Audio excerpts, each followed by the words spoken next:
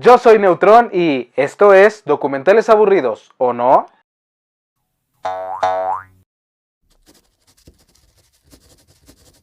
En 2015 se crearon cerca de 322 millones de toneladas de plástico, lo suficiente para llenar todos los rascacielos de Nueva York. Y en 60 años, desde 1955, se han creado 7.800 millones de toneladas de residuos de plástico.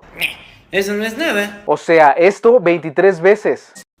Lo que sí hay que considerar es que sin el plástico no existe el mundo moderno. Ni medicamentos, ni computadoras, ni comunicaciones, ni viajes. Realmente no podemos vivir sin el plástico. Como dato, la palabra plástico viene de esta palabra griega, que la verdad no sé cómo se pronuncie, pero significa dar forma. El plástico está hecho de monómeros, partículas que se unen para formar polímeros, dando lugar a dos tipos de plástico. La baquelita es un plástico que se ve bien, es ligero, súper fuerte, resistente al calor, no conduce electricidad y se puede moldear en casi cualquier cosa, por lo que después de 1907 que se creó, ya se encontraba en casi cualquier cosa, como los radios, teléfonos, electrodomésticos, platos y hasta en textiles. El plástico también se encuentra en la naturaleza, como el látex de los árboles de caucho, que sirven para impermeabilizar la ropa, o el caparazón de la tortuga y el cuerno de rinoceronte, que sí, también están hechos de plástico y se usan para fabricar joyas y armas. Y es que el plástico sí se ha usado desde hace muchos años atrás, que hasta Henry Ford en 1941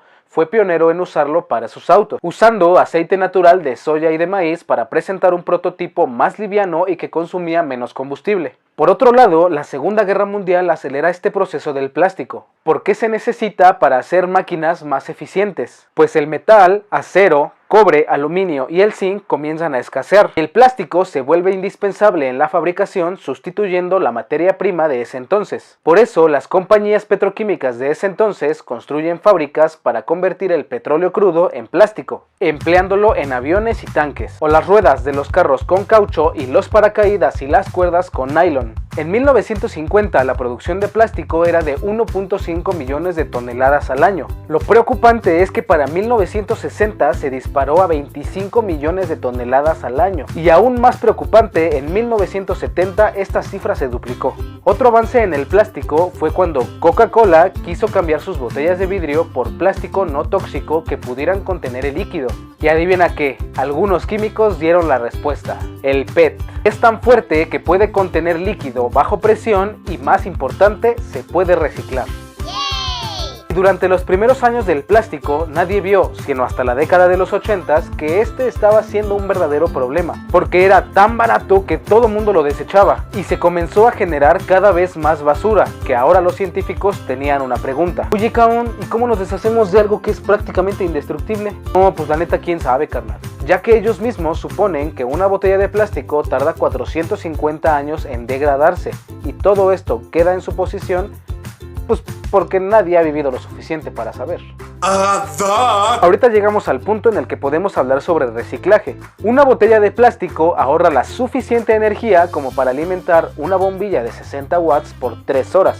19 botellas de PET ahorran la suficiente fibra para fabricar una playera. Reciclar una tonelada de plástico ahorra hasta 4.000 litros de combustible, además de que se requiere hasta un 88% menos de energía para fabricar una botella de plástico que es reciclable a una que no lo es. Y a pesar de que sí todo esto es bueno, la verdad es que no es suficiente. Yo le echo muchas ganas, pero nada me sale bien. Pues en el mundo un 9% de todo el material reciclable realmente se recicla. Y todo este desperdicio de plástico que se está haciendo está matando nuestro planeta. Que no solamente se está echando el plástico en hoyos en la tierra, sino que también entre 8 y 12 millones de toneladas de plástico al año se está aventando a los océanos, matando más de 100.000 especies marinas y más de 1 millón de aves marinas. Solo somos basura. Pues desgraciadamente muchos animales piensan que el plástico es comida y cuando lo ingieren no tardan mucho en liberar las toxinas dentro de su cuerpo. Pero aquí ya llegamos a las buenas noticias.